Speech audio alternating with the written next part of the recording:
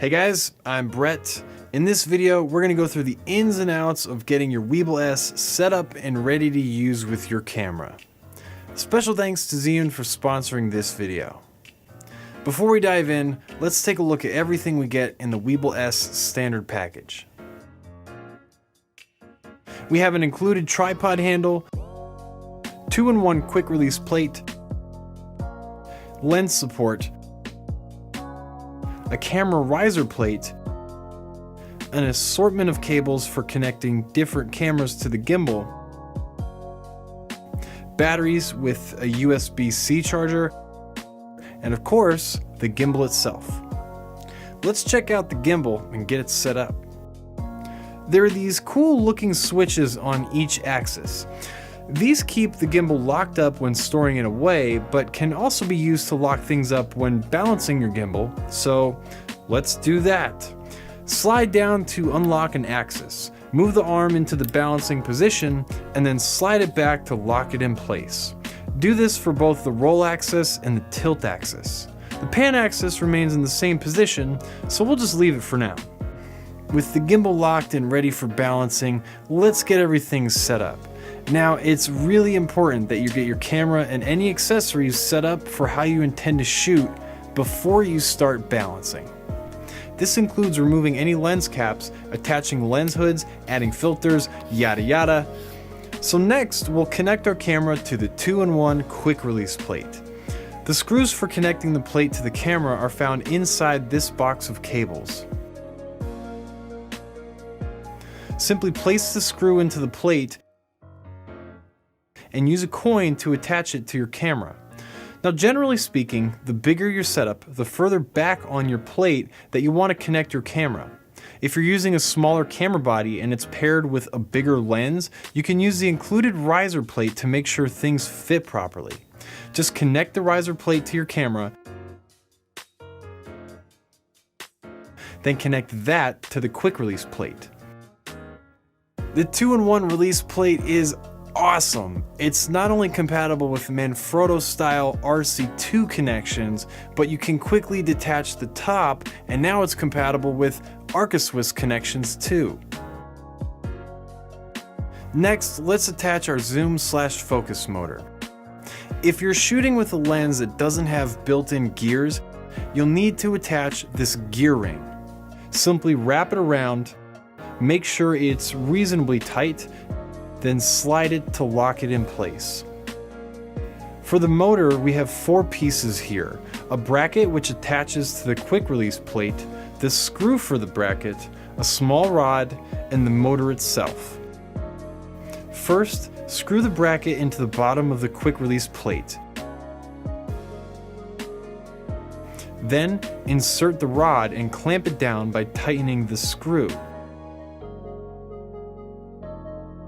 Next, attach the focus motor, line it up with the gear ring, then clamp that down.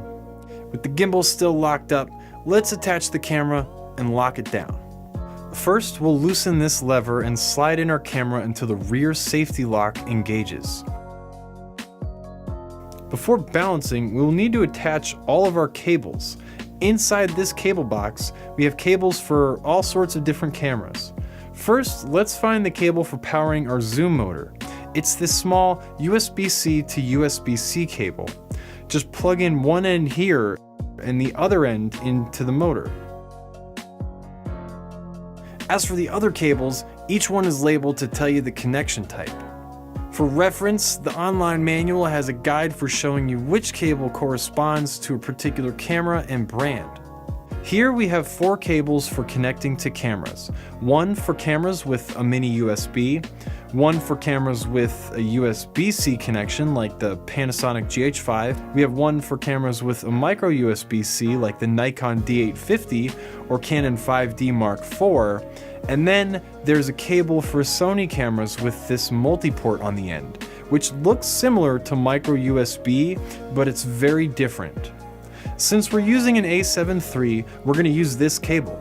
Just connect the angled micro USB cable into the Weeble S, then plug the other end into the camera. Now that we're all set up for how we want it, we're ready for balancing.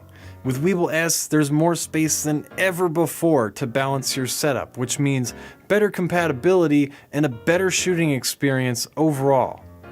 Now, when it comes to balancing, achieving perfect balance is absolutely crucial to getting stable footage and the best battery life. So, let's balance our Weeble S. Our goal here is simple: to have each axis balanced well enough that we can move our camera by hand to any position and it will remain still when we let go. Now, it might seem complicated, but balancing couldn't be easier. Anytime we see our camera move or fall into one direction, we're simply going to adjust the position in the opposite direction. To make things even easier, we're going to balance each axis one at a time, thanks to these little locks here. Let's start by balancing the tilt axis. First, unlock the tilt axis. Since our lens is falling forward, we simply need to move it backward. Unlock the plate latch here and slide the camera back little bits at a time. As we get closer to achieving balance, very small adjustments become crucial. Keep making these adjustments until your camera is still and level with the lens facing forwards. Next, we're going to face our lens straight up. Again, since it's falling in this direction, we just need to move it in the opposite direction. Loosen the thumb screw here and make small adjustments until the camera remains pointing up. Then, just tighten the thumb screw again. Great! That's one axis down and the other two are just as easy. Just lock up the tilt axis and we're ready to balance the roll axis. Unlock the roll axis with this plate latch. Our camera is falling to one side. You know what that means. Yep. We're just going to move our camera to the other side until it remains level. Just tighten the latch when you're done. Leave this axis unlocked for now because we're going to balance the pan axis. Roll the handle to your left and into this position. Our camera is falling to one side. Loosen the thumb screw here and make your adjustments. Again, little adjustments go a long way. Awesome! Our Weeble S is balanced and almost ready to go. Let's power this sucker on. With each axis unlocked, just push and hold the power button for a moment. If at any point you want to power down the motors without powering down the gimbal itself, just push and hold the POV button for 3 seconds to enter standby mode. When you're done, push and hold the POV button again to exit standby mode. Now that this thing's powered on, there's a few more things to take care of before shooting. Let's take a quick look at a few of the awesome things in the Weeble's menu system. Access the menu by pressing down on this jog dial. First up is the motor tab, where you can select and adjust motor strength. This is one of the first things you're going to want to do once everything is balanced. Now, typically we would just set the strength to low, medium, or high depending on the size of our setup, but there's now this super cool feature here called Auto Tune. With everything balanced, Auto Tune will automatically adjust and optimize the power of each axis for you, giving you the best possible results for your setup while kind of taking away some of the guesswork. Next is Camera, where you select the camera brand that you're connecting to your Weeble. For Sony cameras, you'll also have the option of powering your camera from the gimbal. Depending on your camera brand, you might have to configure your camera's USB settings in order for this to work properly. The last option, CCS, stands for Camera Control System. You'll select this option if you're using the new image transmission system. More on this system in a future video, so subscribe and stay tuned. The Advanced tab allows you to adjust various gimbal settings right on the gimbal. This is huge, as you no longer have to connect to the app first in order to make these changes. Here we can adjust things like the speed of the joystick movement or how fast things respond in follow mode. You can adjust the smoothness, which is how fast the gimbal eases into full movement speed. Lastly is deadband. This is the number of degrees you have to move or turn before the gimbal responds and starts moving as well. Play around with these settings and find what works for you. You can always revert back to default if things get a little bit wacky. Next on the menu is wheel, which is for customizing the zoom/focus wheel right here. Joystick allows you to reverse the joystick controls.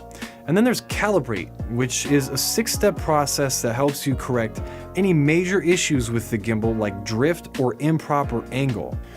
I'll have an in-depth video on the calibration process coming soon, so stay tuned. Now sometimes your camera may not appear perfectly level, and that's okay. This angle menu allows us to fine-tune the angle of the tilt and roll axis to make things nice and perfect. Key allows you to change the behavior of the follow trigger and the function button on the side so that you either have to hold them down to activate them or simply click once to keep them activated. Finally, About gives you information about your Weebill S, like the firmware it's running. It's a really good idea to make sure you have the latest firmware before you start shooting.